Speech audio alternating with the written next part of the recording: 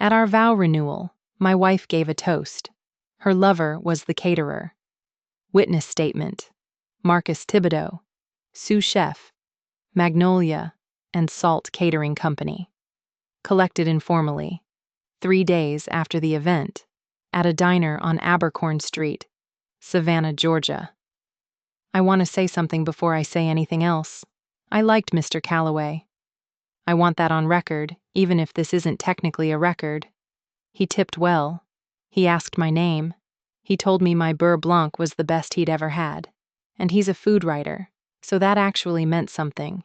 He was the kind of man who made you feel seen in rooms designed to make people like me invisible. I also want to say, I didn't know. Not the whole picture, anyway. I knew pieces. You work close quarters long enough, you pick up the mise en place of other people's lives whether you want to or not. But I didn't know it would go the way it went. If I had, I would have said something. Maybe. I'd like to think I would have. What I can tell you is what I saw from the kitchen. And what I saw from the kitchen was this. Chef Renard plated the amuse-bouche with shaking hands. And when Mrs. Calloway came back to check on the timing, which was unusual, guests don't come back to the kitchen. That's just not how these things work.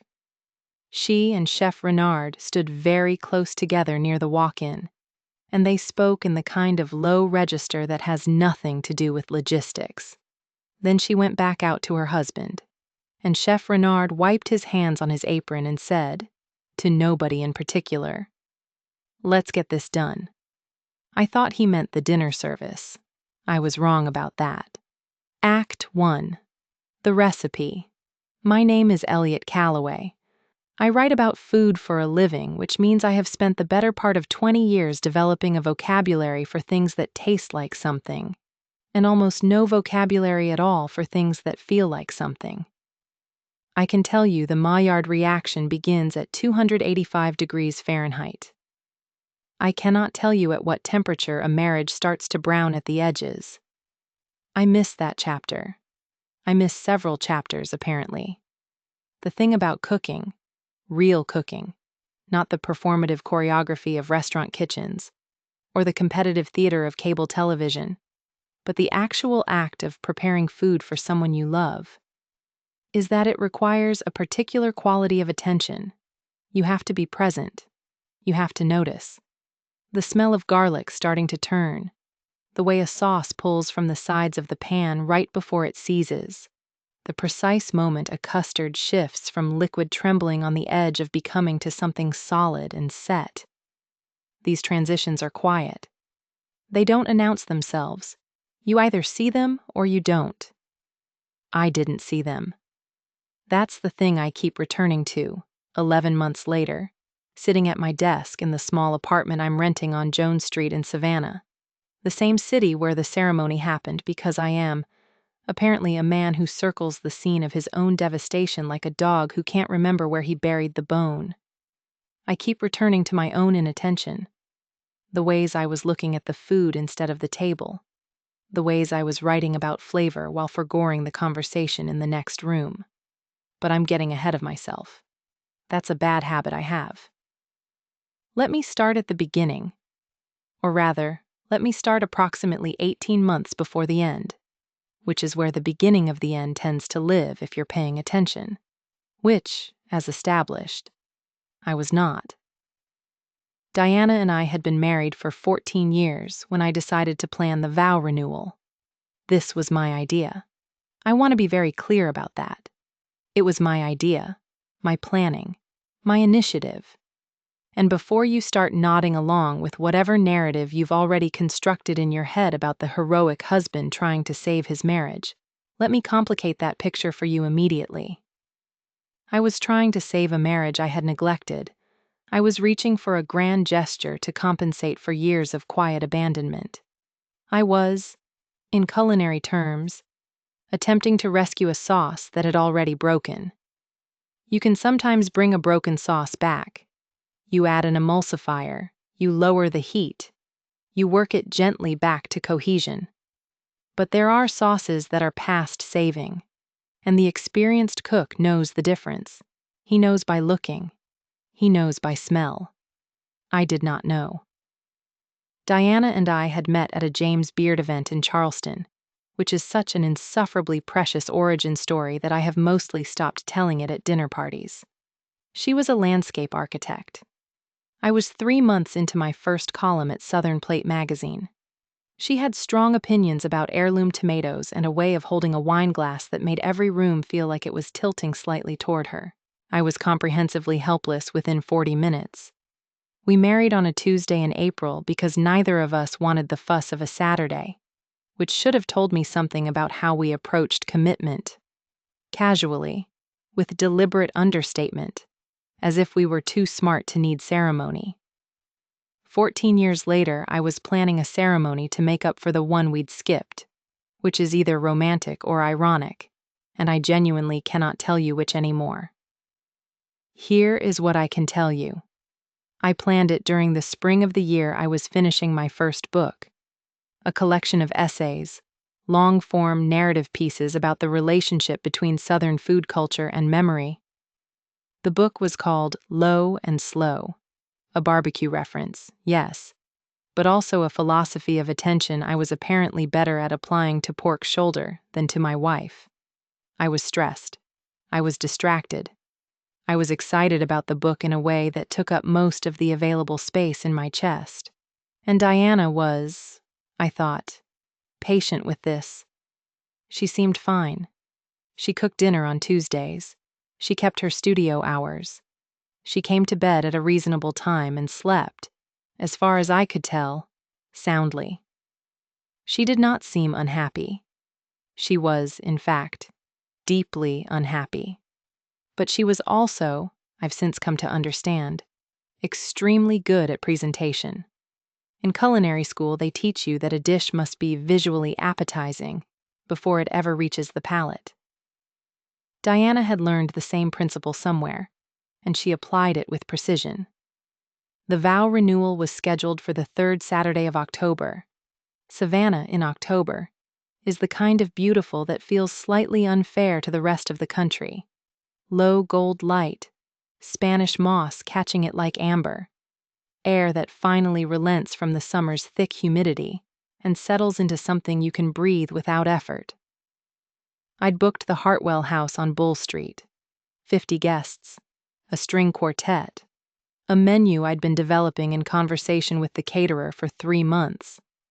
The caterer's name was Renard, Chef Sebastian Renard. He had a restaurant on Congress Street, small, precise, 22 seats, and a catering operation he ran on the side for events that interested him. He didn't cater everything. He was selective. I'd eaten at his restaurant twice and written a short piece about his cassoulet that he'd apparently framed and hung in his kitchen, which was flattering enough that I'd sought him out specifically for this event. He was charming. He was talented. He had dark eyes and the kind of jaw that belongs on a coin. He was also, as I would discover in the 3rd act of the worst dinner party of my life, sleeping with my wife. But we're in the 1st act right now. And in the 1st act, everything still tastes like it's supposed to. Here is the question I want you to carry with you through this story. At what point did Diana decide the vow renewal was going to happen anyway? Not the moment she agreed to it. Not the moment she helped choose the flowers. The moment. The specific, discrete, internal moment. When she decided to let it proceed, despite everything she knew. I've been trying to locate that moment for 11 months. I haven't found it. Maybe you'll help me find it by the end. Or maybe some things stay unlocated.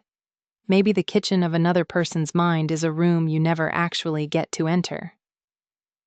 The invitation list took 2 evenings to compile. We sat at the kitchen table in our house on Gaston Street, a house I loved with the irrational specificity of someone who had chosen every tile. And Diana made suggestions, and I recorded them in a Google Doc called VR Guest List. As if the marriage were a piece of technology I was preparing to update to a newer version. "Your mother will want to sit near Phyllis," Diana said. She was drinking a glass of Vouvray, something she'd developed a taste for in the last year, And I remember thinking vaguely that I didn't know when she'd started preferring Vouvray. Phyllis who? Phyllis Beaumont. They've been corresponding. Something about the garden club. I didn't know my mother was corresponding with a Phyllis Beaumont either. I filed this information in the same place I filed many pieces of information that year.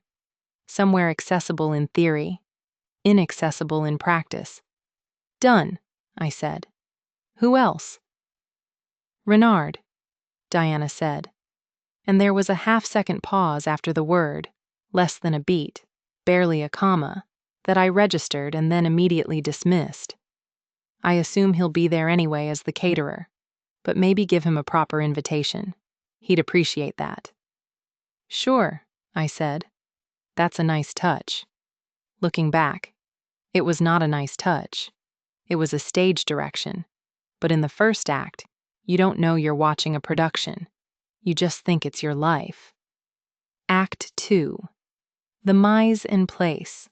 There's a concept in professional kitchens called mise en place, which translates literally as everything in its place. It's the practice of prepping and arranging all your ingredients before you begin cooking. Chopped herbs in their little ramekins, proteins portioned and tempered, sauces reduced, acids balanced, seasonings measured. The idea is that when service begins and the heat is on and the orders are coming in and there's no time to think, you've already done the thinking. Your hands know where to reach. Everything is exactly where you put it. What I didn't understand, and what I've spent the last 11 months understanding, slowly, the way you render fat at low heat until there's nothing left but clarity, is that Diana and Sebastian Renard had their own mise en place. They had been arranging things. Long before I booked the Hartwell house, long before I opened the Google Doc, I found this out in installments, the way you find most unbearable things out. Not all at once, which would have been a mercy, but piece by piece, each piece requiring you to revise the entire picture. The first piece came from an unexpected source. My friend and colleague, Jonah Webb, food critic, occasional drinking partner, possessor of the sharpest palate and the most indiscreet mouth in Savannah's culinary community, mentioned it 6 weeks before the ceremony, with the breezy confidence of a man who assumes you already know the thing he's telling you. We were at a bar on MLK, the kind of place that serves its bourbons in heavy glasses and doesn't rush you. Jonah was going on about a meal he'd had at Renard's restaurant, something complicated about a duck preparation, when he said, "You know, it's funny you went with him for the renewal, given the history." I looked at him. What history? Jonah went very still, in the way people go still when they realize they've just handed someone a live wire. I assumed you knew. The two of them ran in the same circles a while back. Before you and Diana moved back from Atlanta. Define ran in the same circles. Jonah took a slow sip of bourbon. I'm probably misremembering, he said. He was not misremembering. That night I went home and I did not ask Diana about it. I want to be honest about this, because it's important to understanding the particular quality of my failure. I chose not to ask. I turned the thing over in my mind, examined it from several angles, and made the active decision to set it aside. I told myself it was because I was overthinking it. I told myself Jonah was prone to drama. I told myself it was probably nothing. What I was actually telling myself, in the language underneath the language, was this. I don't want to know. Not right now. The book is almost done. The renewal is 6 weeks away. Let me have this. This is a thing people do. They feel the draft under the door and they don't open it. They smell something in the sauce and they don't taste it. They prefer the not knowing, because the not knowing is warm, and the knowing is cold, and they are tired, and they just want to finish what they started. I was tired. I had been tired for a long time, the kind of tired that settles into your architecture, into the load-bearing walls of you, so that you stop noticing it because it has become structural. The week after the conversation with Jonah, I had a planning meeting with Renard at his restaurant. This was our fourth meeting. The previous three had been pleasant, professional, collegial in the way that two people who share an obsession are collegial. We talked about technique, about sourcing, about the philosophy of the menu. He was, I thought, a man who took food as seriously as I did, which is a kind of intimacy, and I'd appreciated it.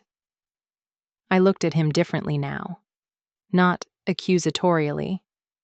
I had no accusation yet, only a seed of unease, and seeds don't look like anything until they've had time and moisture. But differently. I noticed things I hadn't noticed, the way he referenced Diana in passing. Diana mentioned you prefer the duck over chicken, the ease of it, the casual, proprietary quality of knowing my wife's preferences. But he was the caterer.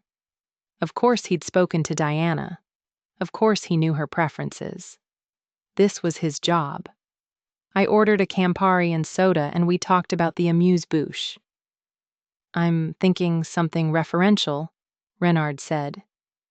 He had a way of leaning forward when he talked about food that I recognized because I did the same thing. You're a food writer. The guests know that.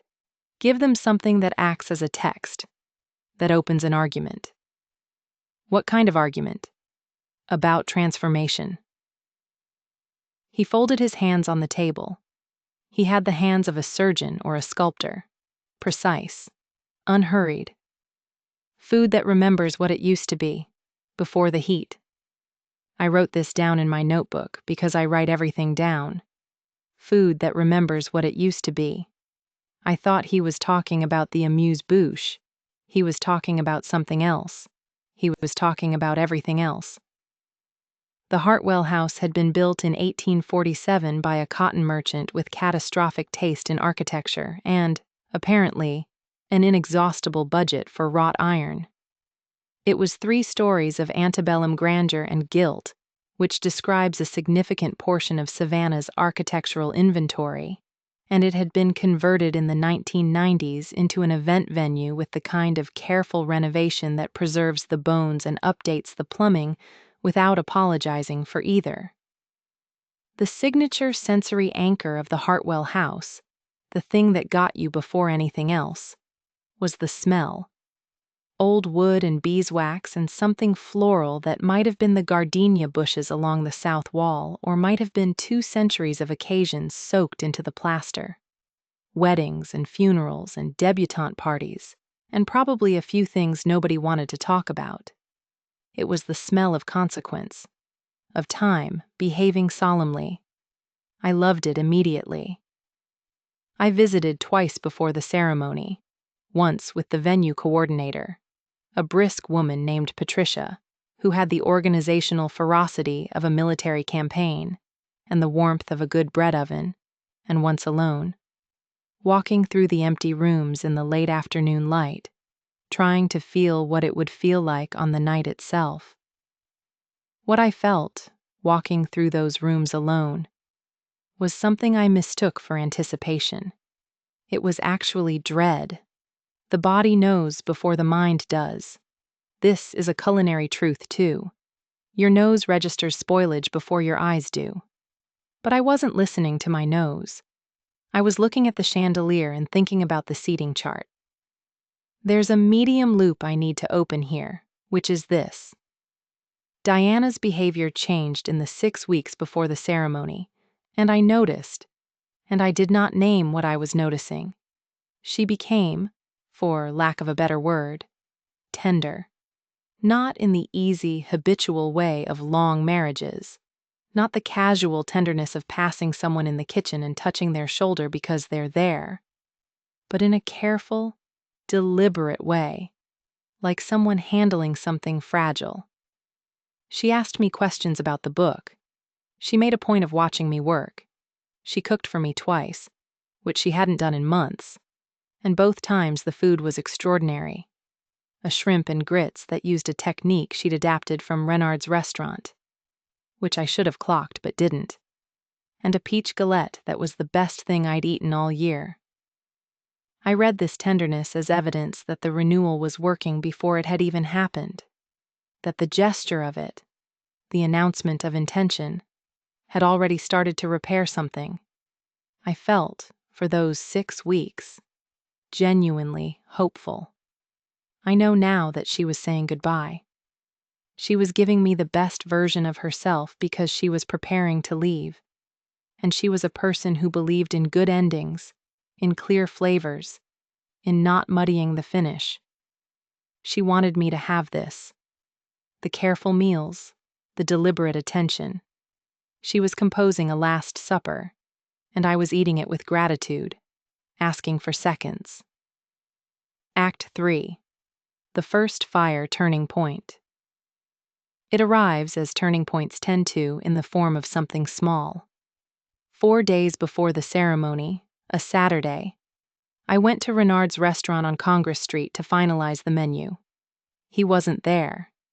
His sous chef, Marcus Thibodeau, the same man whose statement you heard at the beginning of this story, was running the prep kitchen, and he let me in and made me a coffee, and we talked through the timing while we waited for Renard to arrive.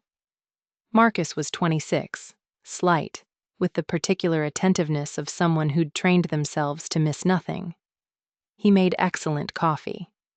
He was careful, in the way that sous chefs who know things they shouldn't know are careful, in how he chose his words. We waited 40 minutes for Renard. When he arrived, he came from the back entrance, which was the entrance closest to the parking lot, which was unremarkable. What was remarkable, what I filed, again, in the accessible, in theory, inaccessible in practice folder, was that he was carrying, over his arm, a jacket that didn't belong to him. It was a woman's jacket, a linen blazer in a color I recognized without immediately recognizing it. "Apologies," Renard said, moving through the kitchen with the controlled efficiency of a man who knows his space. He hung the jacket on a hook near the walk-in without looking at it. "Long morning." I looked at the jacket. I looked at Marcus. Marcus looked at his cutting board. "Here's the question I want you to hold from this moment forward. And I promise you it will be answered, but not yet." Did Marcus know at that moment that I had seen the jacket? Did he consider saying something? We ran through the menu. The amuse-bouche, a small crab cake on a smear of remoulade, topped with a single pickled fennel frond. Renard's food that remembers what it used to be, all transformation and brine. First course, a she-crab soup with a sherry cream swirl, because this was Savannah and some things are non-negotiable. Intermezzo, a green tomato sorbet with sea salt, sharp and surprising, designed to clear the palate and unsettle the assumptions. Main, Renard's signature slow-braised short rib with a Vidalia onion soubise. Low and slow, he said, without irony, or possibly with all the irony. Dessert, a buttermilk panna cotta with a muscadine gelée. It was a beautiful menu. It was, I thought, a menu worthy of the occasion. It was precise and referential, and built with clear intent. It was also, I would later understand, a menu Diana and Renard had co-designed. They had planned it together. Not just the logistics, but the structure, the argument, the progression. He'd cooked versions of half these dishes for her in the months before. This was not a menu for my vow renewal. This was a shared vocabulary being spoken aloud in a room full of people who only understood it as service. I'm going to pause here and do something slightly unfair, which is tell you what I know now that I didn't know then, because otherwise you'll spend the whole story frustrated with me. And while I deserve some of that frustration, I'd prefer you spend most of it on the situation. Here is what was true, which I would only learn in the weeks after the ceremony. Diana and Sebastian Renard had been conducting an affair for 14 months. It had begun at an event, a James Beard dinner, actually. And yes, I am aware of the symmetry. The universe is not subtle.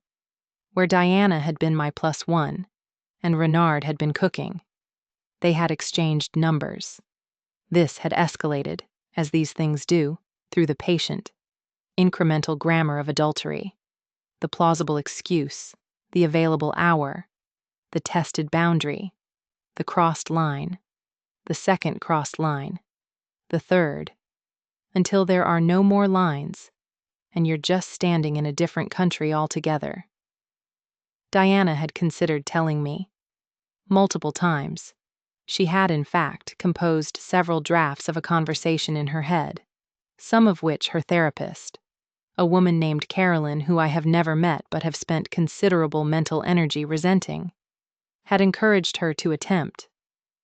She hadn't had the conversation. Instead, she'd decided, and here is where my excavations have brought me. Here is the layer of sediment I've reached after all this digging.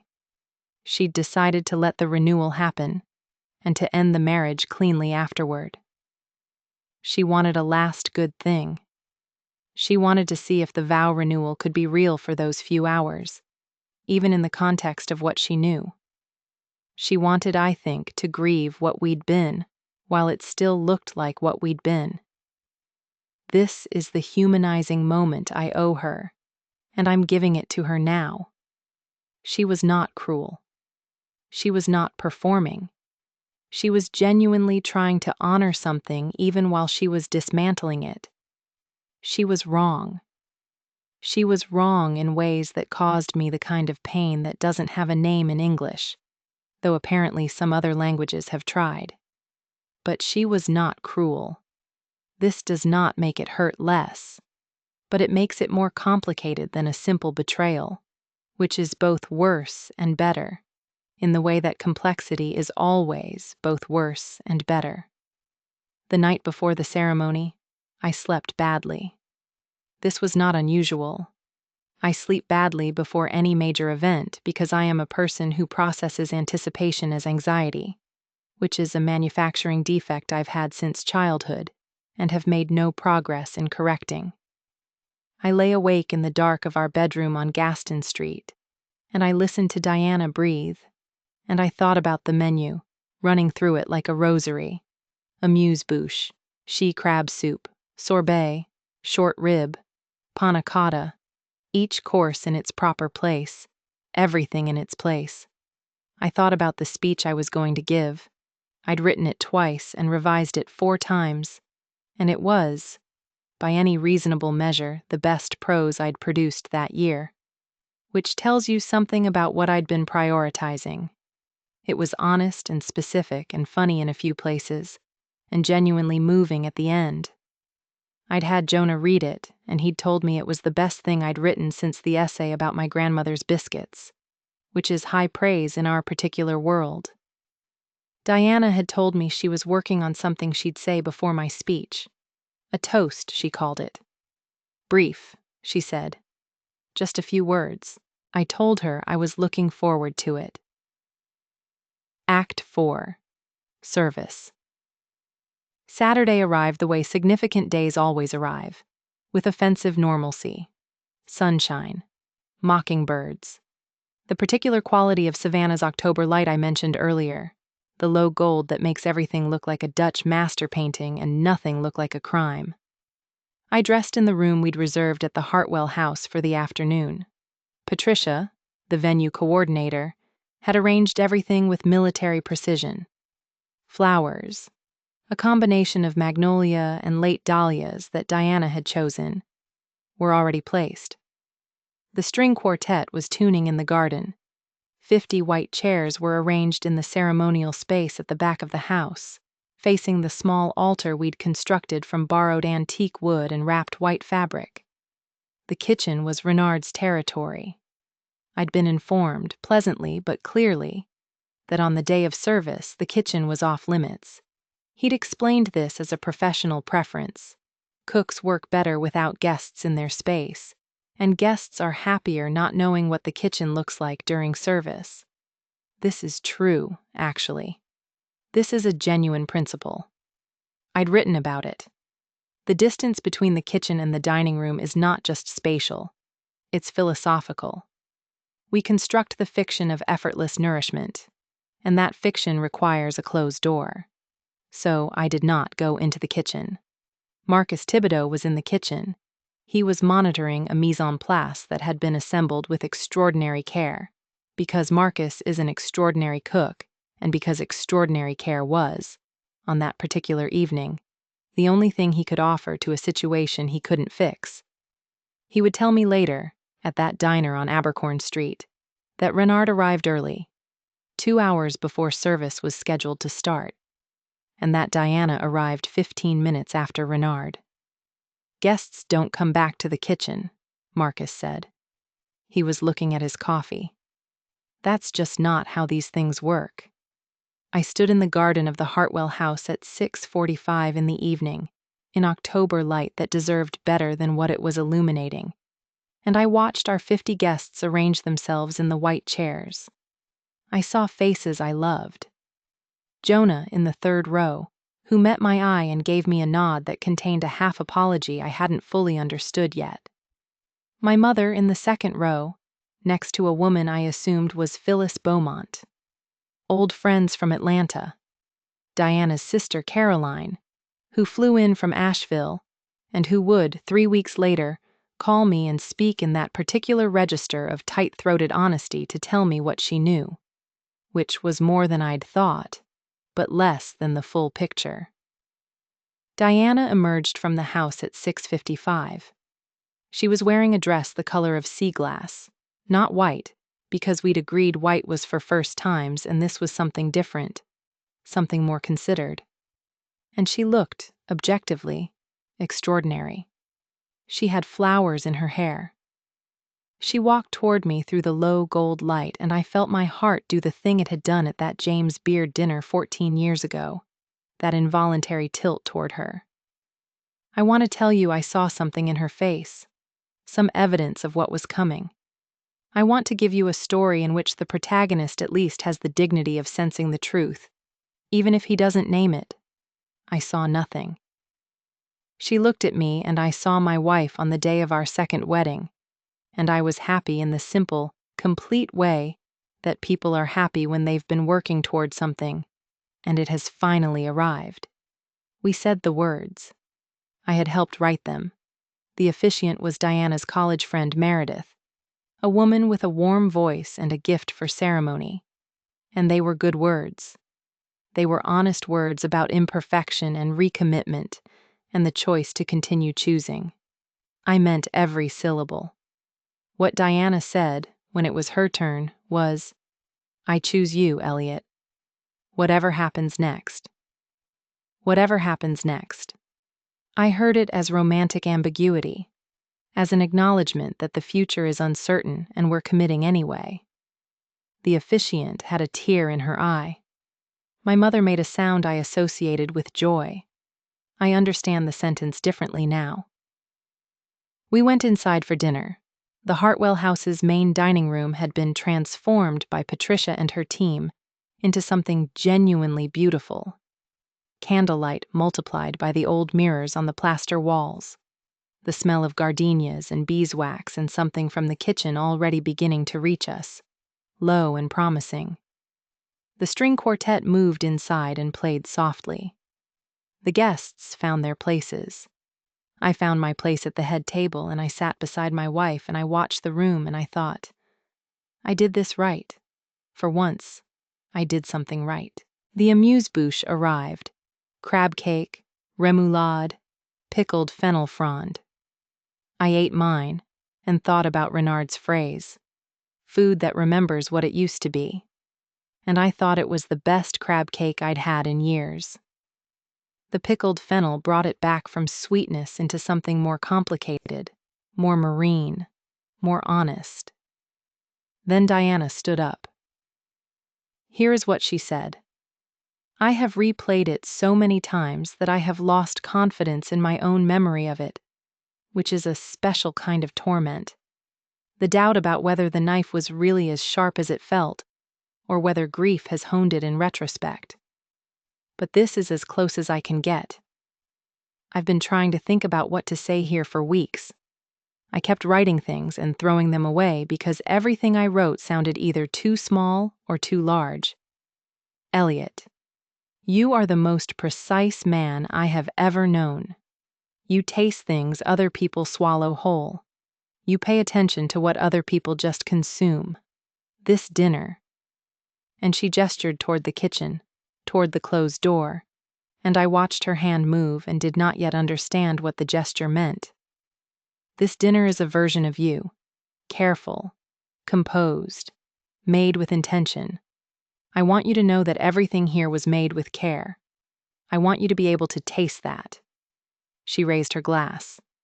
To Elliot, to what was, and to whatever comes next, may it be seasoned with honesty. The guests applauded. I looked at my wife. She was looking at the candles. Seasoned with honesty. She sat down. She reached for my hand under the table and squeezed it once, hard, the way you grip something you're putting down. I applauded with everyone else. Here is where the midpoint reversal lives. Here is where the floor shifts. It happened between the intermezzo and the main course. I excused myself to find the restroom and took a wrong turn. The Hartwell house's interior geography is deliberately disorienting, a series of corridors and anterooms that make you feel like you're navigating someone's subconscious, and found myself in a back hallway near the kitchen entrance, which meant near the closed door. The door was not fully closed. I wasn't eavesdropping. I want to be precise about this, because precision is what I have left. I was lost in my own venue, and I stopped in a hallway and the door was not fully closed. What I heard was less than 30 seconds of a conversation. Renard's voice, low. After tonight, yes, it has to be. Diana's voice. I know that. Renard. He'll understand. Eventually, he's... Diana. Don't. A pause. Then, the panna cotta is ready.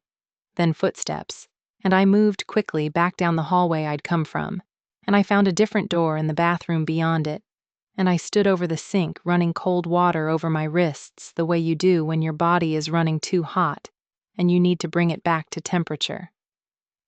I looked at my face in the mirror. The face in the mirror looked like a man who had just understood something. Not all of it, but enough of the structure to feel the weight of it. The way you understand a building is about to fall, not by watching every brick, but by seeing the angle change. I turned off the water. I dried my hands. I walked back into the dining room, and I sat back down beside my wife, and the main course arrived. Sebastian Renard's signature, slow braised short rib, low and slow, all patience and rendered clarity. And I ate it in full knowledge of something I had not yet named. It was the best short rib I'd had in my life. I made a note of this because I am a food writer, and the recording of sensation is prior to everything else in me. This is my fallibility. This is the clearest version of it I can give you. I had just heard my wife planning to leave me in a back hallway at my own vow renewal, and my first complete thought was about the quality of the short rib. This is a man who has spent too much time in his head and not enough time in his life. This is also the man I am. I don't know how to be anyone else. Act 5. The question in the rue. Dinner ended. People hugged me. Jonah said something about the speech that I heard from underwater. My mother said the flowers were beautiful. Diana's sister Caroline put her hand on my arm for a moment longer than necessary, and looked at me with an expression I catalogued as concern, and filed as probably about something else. I smiled. I thanked people. I was present in the way a well-constructed automaton is present, all the right responses in the right order. Nobody noticed. Or if they noticed, they were polite enough to let me have the performance.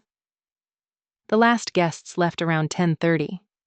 Patricia's team was already breaking down the dining room with the efficient quiet of people who have seen every kind of event end. The string quartet had packed their instruments. The candles were guttering. I found Diana in the garden, standing beneath one of the magnolias near the south wall. The gardenias were still going, their smell richer now in the cooling night air, insistent. She heard me come and turned. "Elliot," she said. "I heard you," I said. "In the hallway." She closed her eyes for a moment. When she opened them, she said, "I know. How long?" She looked at the magnolia. 14 months. I did the math I didn't want to do. 14 months back landed us in August of the previous year, before the book deal, before the renewed energy I'd felt in my work, the optimism, the sense that things were coming together. All of that had been built on a foundation that was already gone. "Were you going to tell me tonight?" "No," she said. "After. I was going to tell you after." She looked at me then, directly, the way she'd looked at me at the James Beard dinner, and her face was something I don't have words for. "I wanted tonight to be real, Elliot. For both of us. I wanted us to have this." "That's not—" I stopped, started again. "You can't give someone something they don't know is the last of something." "No," she said. "I know." She wrapped her arms around herself. The night had gone cool. "I know I can't." We did not have a dramatic scene. This surprises people when I tell them. They want the crash, the shattered glass, the raised voice. But I am a man who has spent his career writing about transformation at low heat, and there are kinds of knowing that go too deep for theater. What happened in that garden was quiet. It was the sound of something that had been cooking for a long time finally reaching temperature. We stood under the magnolia. I asked her if she was going to be with Renard. She said she thought so. I asked her if he knew about the renewal, and she said yes. He'd known for weeks. I asked why she'd kept him as the caterer. She didn't answer that one for a long time. Then she said, "Because the food was going to be extraordinary, and I wanted you to have extraordinary food." And that, I have to tell you, that is the sentence that broke me. Not the affair, not the length of it. That sentence. Because it was true. The food had been extraordinary. She had given me that. A last extraordinary meal, cooked by the man she was choosing over me, plated with the care of someone who wanted the ending to taste right. Some meals are prepared with love. This one was plated with poison. Not out of malice, out of something more complicated, more human, and in some ways harder to digest.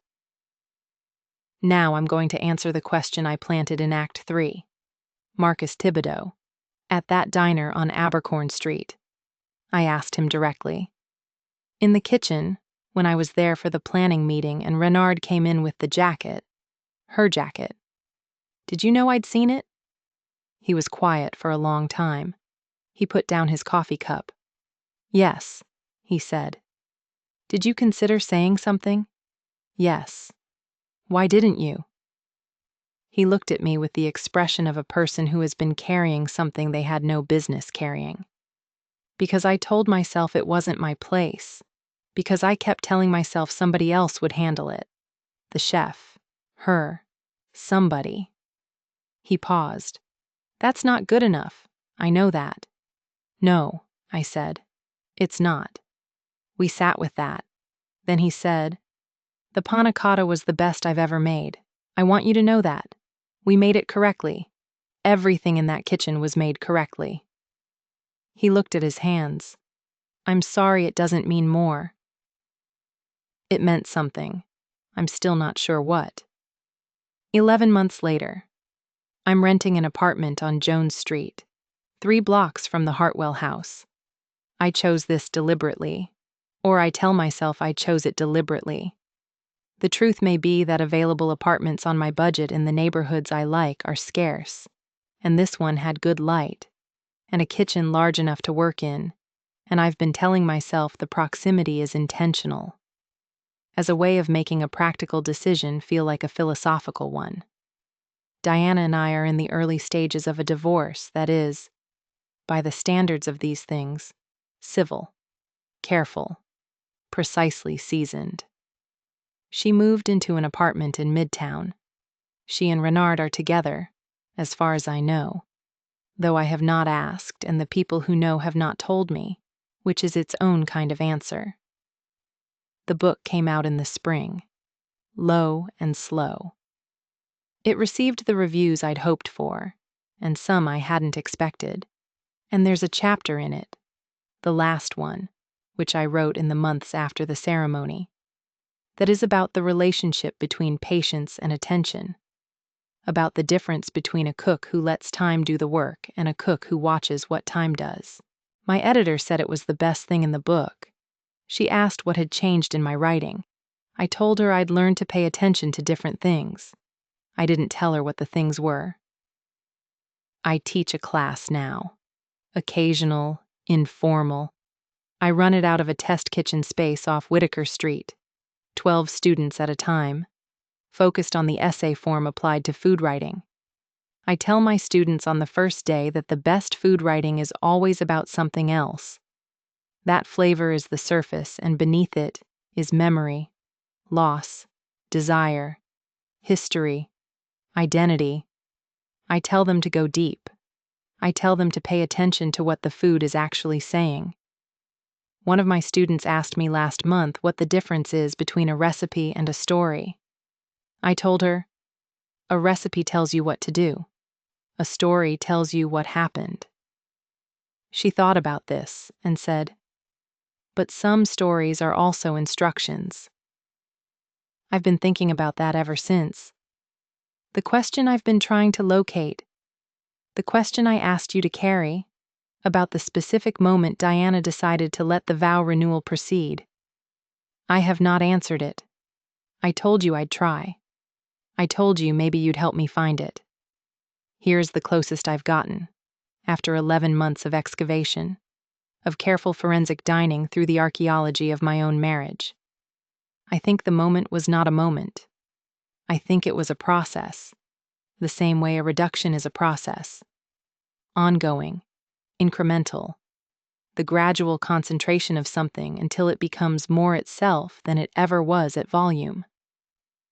I think she didn't decide once. I think she decided every day for 14 months, the way you decide to keep something on the heat long after you know you should take it off. But here's the part I can't get to. The part that keeps me up in this apartment on Jones Street with its good light and its adequate kitchen. I don't know if she made the wrong decision. I don't mean about the affair. The affair was its own species of wrong, and I have enough grief about it to last me several years, which is where I currently am in processing it. I mean about the vow renewal, about the extraordinary food and the garden and the low gold light and the string quartet and whatever it was that happened in those 5 hours at the Hartwell house. I had those 5 hours. They were real. They were, in the texture of lived experience, among the most real 5 hours of my marriage. I was present in a way I hadn't been in years. I tasted things. I paid attention. I looked at my wife in the candlelight and I felt the full force of everything she'd been to me, and I meant the vow I said. And in the moment I said it, so did she. I believe that. I believe both things can be true. Some meals are prepared with love. This one was plated with poison. But I ate every course, and I was grateful, and the flavor is still in my mouth. The question I planted in Act 3, whether Marcus Thibodeau knew I'd seen the jacket, I've answered. But there's a second question, one I haven't named until now, that I'm going to plant here in the last minutes of this story. What would I have done if I'd known? If Jonah had told me directly, if Marcus had stopped me in that hallway, if Diana had found the words in any one of the drafts she'd composed and thrown away, what would I have done?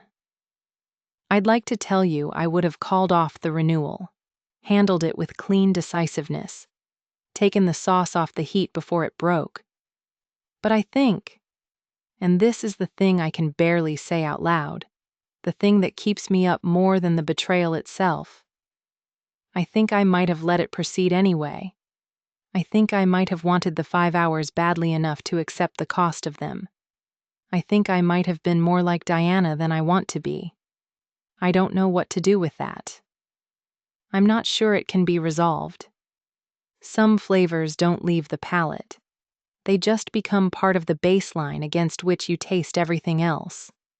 The Hartwell House is available for events. I looked it up 3 weeks ago, on a Wednesday afternoon when I should have been editing a piece about Low Country boiling traditions. I don't know why I looked it up. I don't know what I expected to find. Patricia is still the venue coordinator. The gardenias are planted perennially. The smell of beeswax and old wood and consequence is presumably still in the plaster, soaked into 2 centuries of occasions, making no distinctions between the joyful and the grieving. I closed the browser tab. Then I opened my notebook and I wrote, "At what temperature does a marriage start to brown at the edges?" I still don't have the answer, but now at least I know it's a question worth asking. And I know this much about questions worth asking. They don't resolve. They season. They change the flavor of everything that comes after. You carry them into every kitchen, every meal, every next thing you make and offer to someone and hope, with the particular, persistent, embarrassing hope of someone who hasn't yet learned his lesson, that this time, what you've prepared will be received the way it was meant. You set it down in front of them. You wait. You watch their face for the moment they taste it, before they've decided what to say.